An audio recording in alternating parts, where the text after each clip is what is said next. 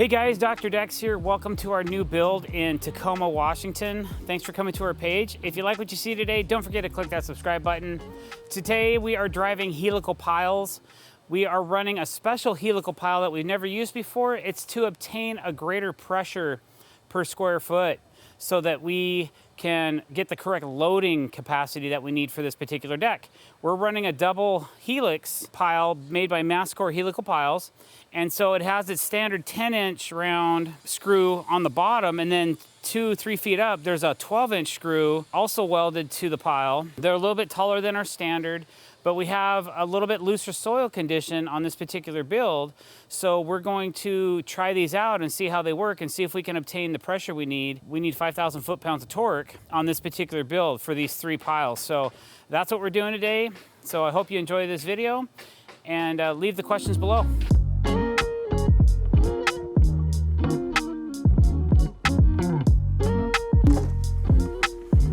Get a couple beams in here and see if we can't get our machine up in here.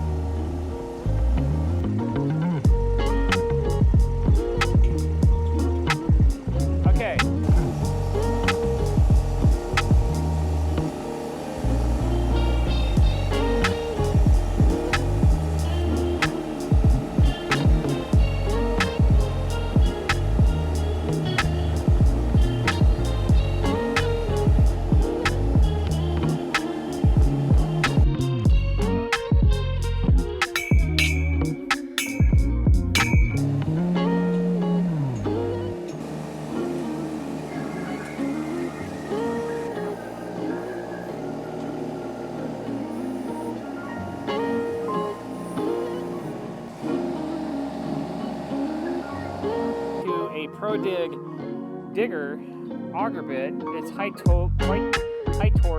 All right, guys, so we have our first helical pile installed. The original helical with the double helix was 8 feet tall, and we didn't quite hit the pressure we needed, so then we put an extension on it, a 6-foot extension, and we only needed about 2 feet of that extension, I would say, to go into the ground. But now we've got that 5,000 foot-pounds of torque that we needed, which is about 2,500 PSI, which is a lot. These are probably the most highly pressurized helical piles that I've ever driven so far doing this. But it's in the ground. We got our first one in, so now we're gonna drive the second one and see where we're at, and then get those two kind of balanced out, and then we'll run a string in between those two, and we'll push the third one in, and that'll be pretty much the rest of our afternoon. So it is taking us longer to drive these. They take a little bit longer to drive because it's a double helix, and you're pushing that much more pressure into the ground to get that pressure that you need to withstand all the loading that we're doing on this deck. So anyway, there you go. That's the update.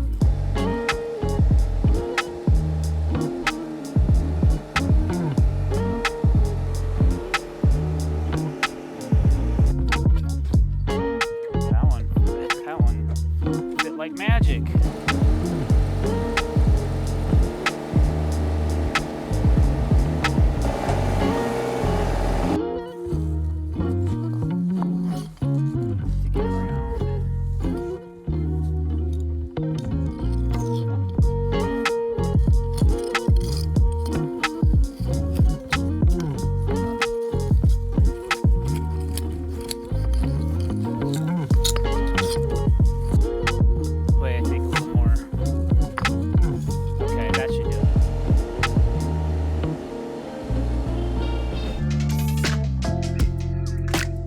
Hey guys, Dr. Decks here. Today we are here to give you a build update on our progress on our current deck build here in Tacoma, Washington. So welcome to our channel. Thanks for coming. We hope you enjoy this video. All right, so the last time I think you guys were here, we were doing some helical piles. So those have been set, and we've gotten a little bit more progress done since then. So let's go over everything that we've done so far on this build.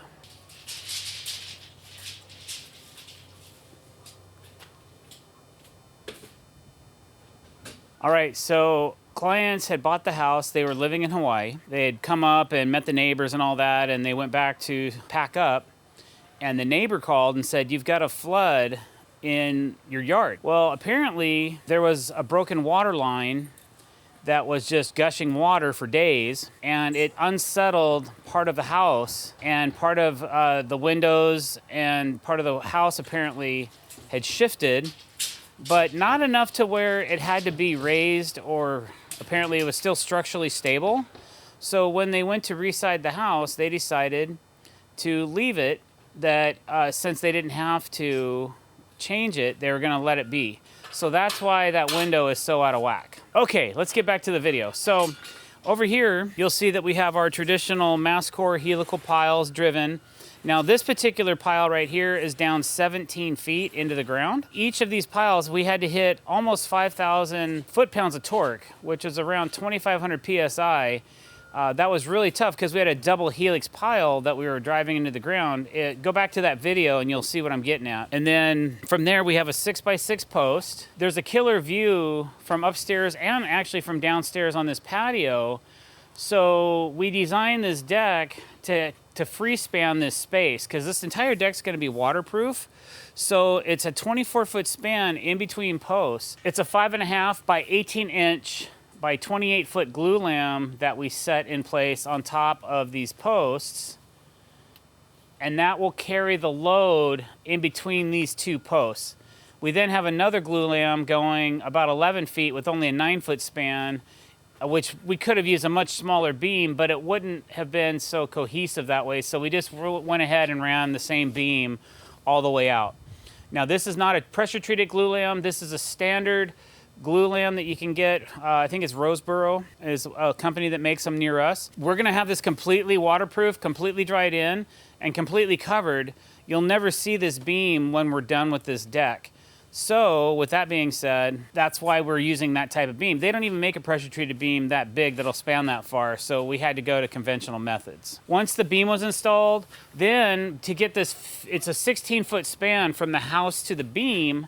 We used 2x12 pressure-treated hemlock joists, basically the biggest ones we could get, and we ran those 12 inches on center to be able to carry the span of this open space. So now they have this nice, big, open area that is gonna be completely waterproof and soffitted when we're done. While we were at it, we added some mid-span pressure blocking right here, because if you don't, all these joists will not be stable as you're working on them, walking on them, trying to set up yourself for success. They'll move around so much. So we put in mid-span pressure blocking. We used some 4-inch Timberlock, Fasten Master Timberlock fasteners to lock all those together. And then to combat wobble or the deck wiggling back and forth, I installed some 2x6 V-bracing, and I Frenched it into the bottom of the frame so that it won't be disturbed by the soffit. So even though we're adding soffitting to the bottom of this deck, I still felt like this deck may move back and forth. So after installing the V-bracing, before we have any decking installed or anything else, this deck is solid. All the side and X bracings off of it, off the post, and this deck does not wobble back and forth, it doesn't move. It has some deflection, as it's designed to have. The beam is actually crowned to combat deflection. So the beam actually has some crown in it to combat deflection, so that when you put more load on it, it'll actually flatten out, but it still has a little bit of crown to it. All the joists are also crowned like this to keep them from wanting to sag. So what we're up to today is we just have to finish planing out the tops of our joists, and then we're going to add a waterproof bladder.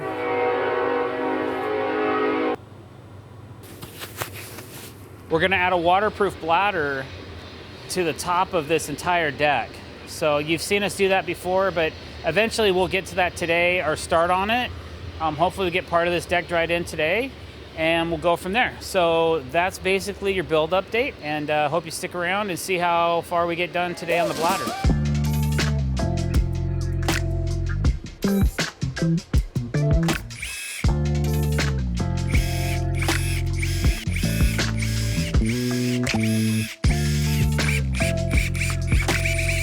Isn't that crazy that I grabbed the exact amount of screws I needed? That always happens every once in a while.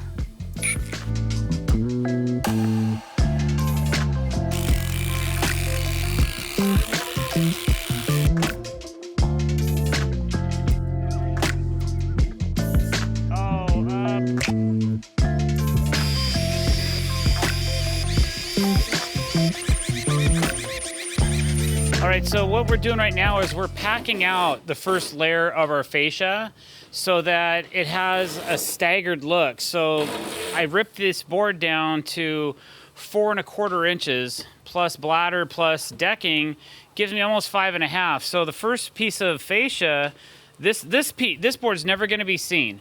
So, but what it does is it allows me to bring my bladder over the top of it and over the front of it so that it can drain properly and not get the beam wet, and it'll create a drip edge for this so the water has a flow, a place to go, and instead of going on the inside or somewhere that I don't want it to, it's going to go to the outside and keep the beam dry. So it's a really important step that we're doing. So we had to pack out the upper first 4 inches of the beam by 1 inch so I can bring my fascia out 1 inch, and then I'll be able to finish our fascia details after the fact, and it'll be just a really nice complementary look. It'll be like a triple step fascia, but it also helps keep everything dry. So that's what we're doing now. Once that's done, we can start putting in our bladder. All right, so we're starting to put in the baffles for our waterproof bladder. That's where the water comes and it hits this baffle against the beam and then it drops into the gutter. So those usually go in first because they're kind of a pain to install after the bladder's installed.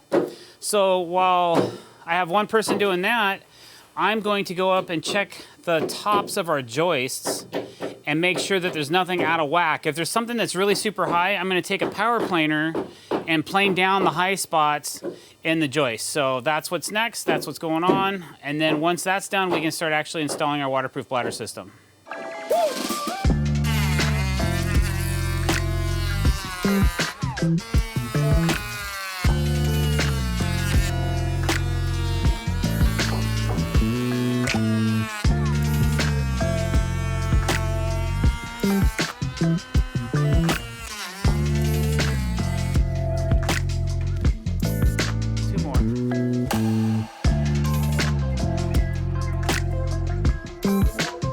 So look at, okay, so you hold it all the way at the house. I'm gonna go ahead and put a couple staples in it. Now tug it your way just a little bit, not too hard. There you go. We just wanna keep that natural dip going. Okay, you finished? There you go, you're done. For now. This is the thing, like once we start running silicone, and sometimes there's something that might stick up, just add a couple extra staples in it. It'll lay flat. Okay, what we do is we get this side installed. We just let this hang over. We install this side. We pull it back. Then we put a bead over the top and we smush it into all these staples. Then we lay it over, nice. We smooth it all out and then we staple it again.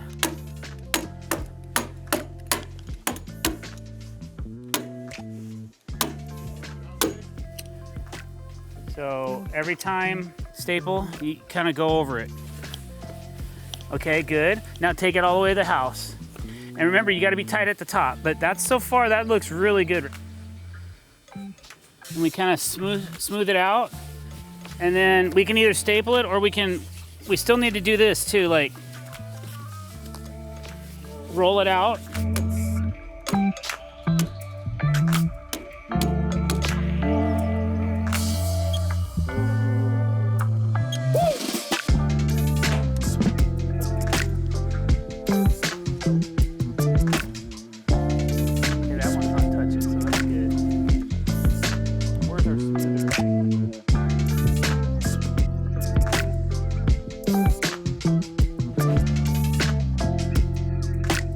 Hey guys, Dr. Decks here. Welcome to our current deck build in Tacoma, Washington. We are currently right in the middle of building this deck. We have the decking laid, and I think the last time you saw us on our build update, we were just starting to get that decking put down. As you can see now, we have the deck completely fastened, secured. All the borders are in, and all our fascia is also up. So we pretty much have the decking complete except for the plugs. The FastenMaster Cortex plugs we haven't installed into the deck boards yet. So that's something we're still working on. We'll be doing that here pretty soon, but we've been a little bit back ordered on the plugs. So we have the dark ones. I just went and picked those up a couple minutes ago, and we'll be able to get all the dark ones in, but we're still waiting on the light color, which is Boardwalk. So we have Boardwalk decking, Castlegate trim, and we have the Castlegate plugs, so we're gonna be putting those in here pretty quick. And then we're also working on some siding details. We had a waterproof bladder on this deck, so you can kind of see where the bladder comes up the wall, and we have this 6-inch gap that we have to add for trim. So we need to flash up behind the siding and add some trim to this deck as well. So that's what I'm getting into now. We'll be adding that trim board and flashing. There's a lot that needs to be done, so follow along today and see how we do.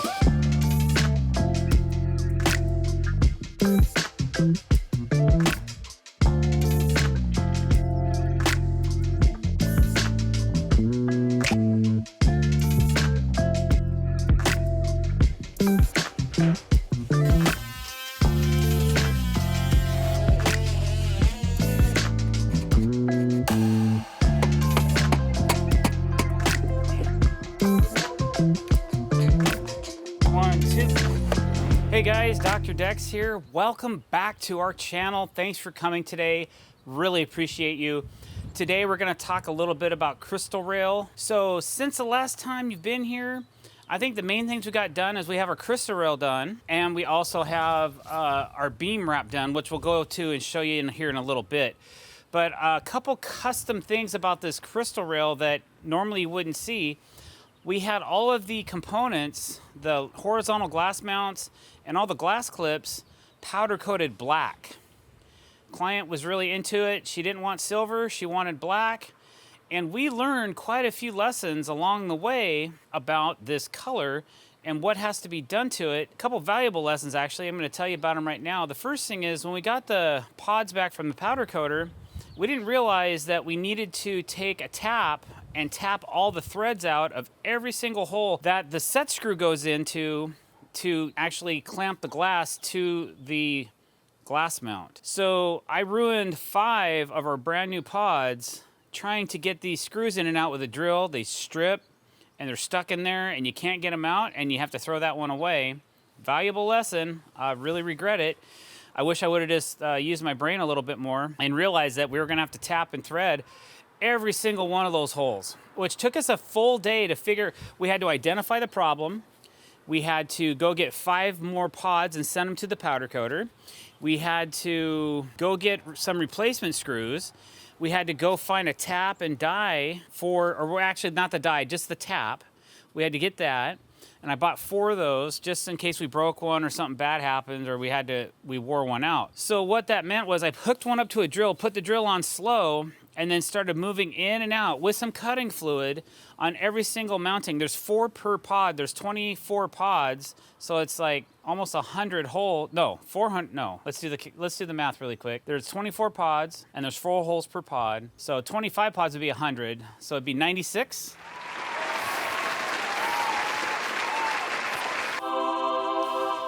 We had to tap 96 holes, which took a while.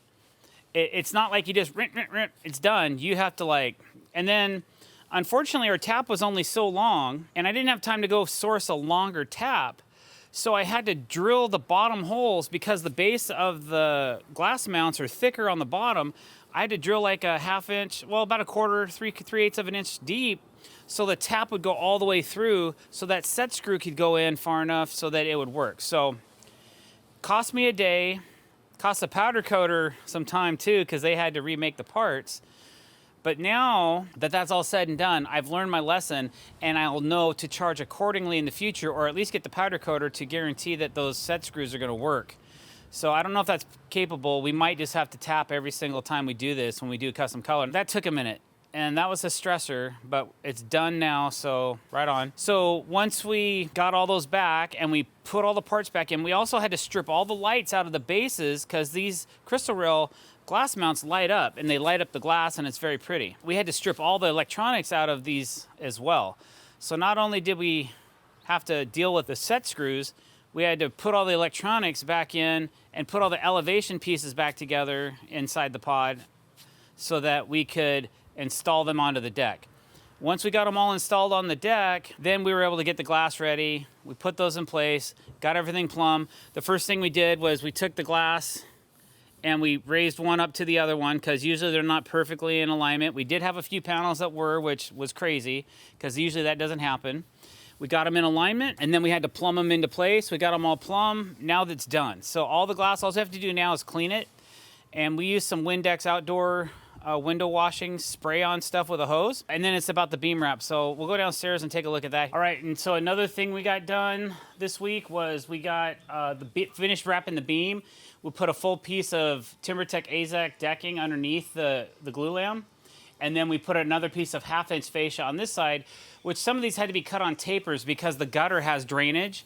So I couldn't just rip them all to a specific width. I had to actually use my track saw on a couple to cut the taper in. And then we just ran a bead of black sealant along the edge of the gutter and the trim, because there was still some ripples in the gutter and that kind of thing, and I just wanted to clean it up a little bit. We could have added a piece of trim as well, but it's just, I think, a little bit cleaner this way. So that looks good. Now we're going to start wrapping our posts, but before we do that, we have to put the paver patio back together, which we pulled some pavers when we drove our helical piles several weeks ago, and now it's time to cut those back in and get those set. So that's what I'm doing next.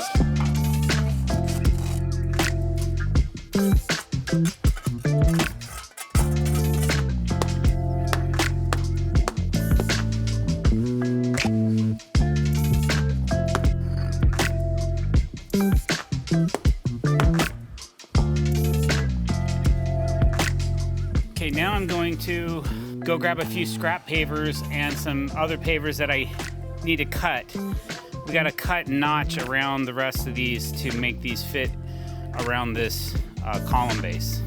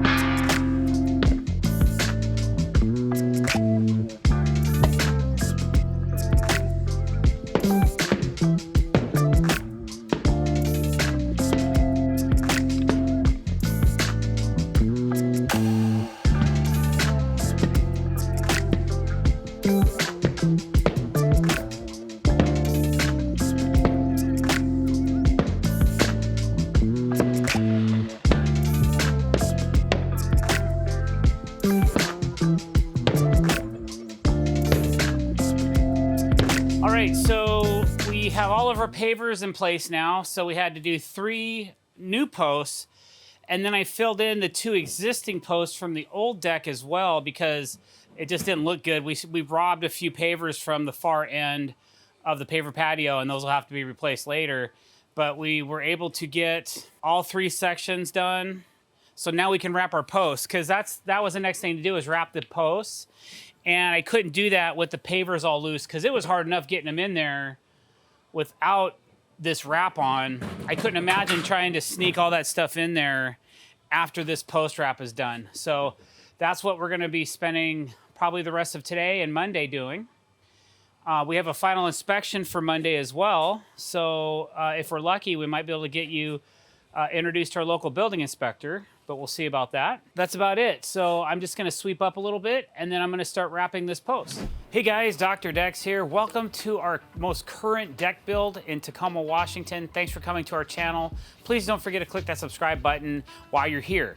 All right, so it's our final day on site. We are done building this deck. So we're gonna do a run through of everything that we've done and also get you caught up on everything that we did since the last time that you've been here. And let's get going. The first thing that we did to this deck is we set some helical piles, and they had to go deep. We used a special helical on this deck. It was a dual helix helical pile. And some of those piles, we only had to set 3, but they had to go deep, and they needed a lot of foot-pounds of torque to register on our gauges to make sure that it would withstand the weight of this deck. So the first thing that we did was that we installed 3 helical piles in 3 specific locations. One of them was 17 feet deep, another was 13 feet deep, and the last one was about 12 feet deep. So once we did that, we built up with some 6x6 posts, and then we had this really large, awesome Glulam beam that we installed, 6 inches by 18 inches thick, and it was 27 feet long. There's a 24-foot free span in between these 2 posts, and then we waterproofed this deck so that it had a waterproof bladder system so that there's no leaks below. So this entire lower space of this deck is enjoyable and usable year-round. They had electricians come in and install electrical for 4 heaters and also for a television for power, and they also ran a cable and some other amenities that they can use for their internet and that kind of thing. Once that was done, we installed all the decking on the top of the deck. We used TimberTech AZEK decking. It's a landmark collection in the boardwalk color and Castle Gate. And then we installed Regal Ideas glass crystal rail. We also powder coated all the glass mounts and the glass clips black for a nice seamless look that looks really nice when they're looking out towards their view. So let's go through and look at some of these areas, and then I'll explain a little bit more on some of the other things that we've done. So one of the things that we did for a finished look on this project is we wrapped the beam, we did a full-on soffit, and we wrapped the posts. But because the product that we used in the Landmark collection, they don't make a wider piece in the decking material, we used a product called Paint Pro. So we trimmed out all of the posts in Paint Pro product, and then we made a little base column. The tops have a Simpson Strong Tie bracket installed so that it has a positive connection from the post to the beam, and it's also decorative, so it has a nice look. The beam we wrapped in matching fascia products that were made by TimberTech, and we used a Castle Gate to match the trim color around the beam, and underneath the beam, everything's been wrapped. It's all been G-taped and protected. It's all waterproof. The beam will never get wet or see the light of day. So those are 2 things that we did. Now these posts will be painted to match the color of the house, and this is a specific product that accepts paint very well, made by TimberTech. While we're down here, we just finished the soffit. The soffit is basically just TimberTech AZEK deck boards in the boardwalk color that matches the upper deck. This particular soffit, we ran it just random length. We didn't put any patterns or anything like that. We ran it random length, so there's just staggered joints all over the bottom side of this soffit. And then we trimmed it out in the Castlegate color as well, basically 3 sides. Against the sides, the house, and the other side, and then the gutter pretty much holds the final look over here. And then where we could, we stuffed the decking underneath the gutter, inside the gutter. If we didn't, then we ripped it down to match. So there's a nice, clean, seamless look all the way down.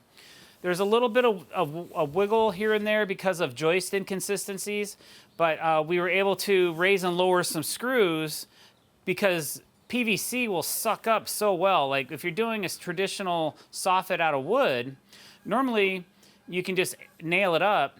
It's tongue and groove, it holds together. But this decking, we couldn't do that.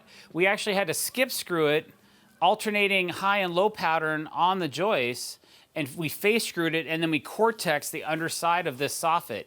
If this bladder ever leaks, I'm confident that the soffit won't get ruined because of it. So we can get the repair done, and we can also remove the soffit if we have to find a leak if that ever happens in the future. So this is a first for us. It's a very expensive way to trim out your deck, but it's also bulletproof. So I really like the way it turned out. All right, guys, so here we are on the top of the deck. The deck has been installed. It's TimberTech AZEK decking, same colors as down below. Landmark Collection, boardwalk color for the field, and Castle Gate for all the trim and the surface borders. The entire deck, like I said before, we had a waterproof bladder, and then we face screwed everything, and then we used Fasten Master Cortex plugs to cover up all the stainless steel screws that we installed, and we doubled up every single board on the top. It is the best way to fasten a deck down, in my opinion. It holds the best, it keeps things from moving around so much. Then once that was done, we installed Regal Ideas crystal rail. You can see the black pods that we did with the matching black hardware for the top clips. So that turned out very nice. I really like the look. It was a lot more work because we had to tap every single hole that a mounting screw would have gone in. All the mounting screws had to be removed from the pods. All the electrical had to be stripped. Then we had to reinstall all of those parts afterwards. We ruined 5 pods doing that before we realized we needed to tap everything. So it took us a minute to figure that out. Now, for the future, we kind of know what we're up against when we're installing. We know what we're up against when we're installing this type of. So next time we know what we're up against when we're gonna do a custom color on a glass mount for this type of rail system.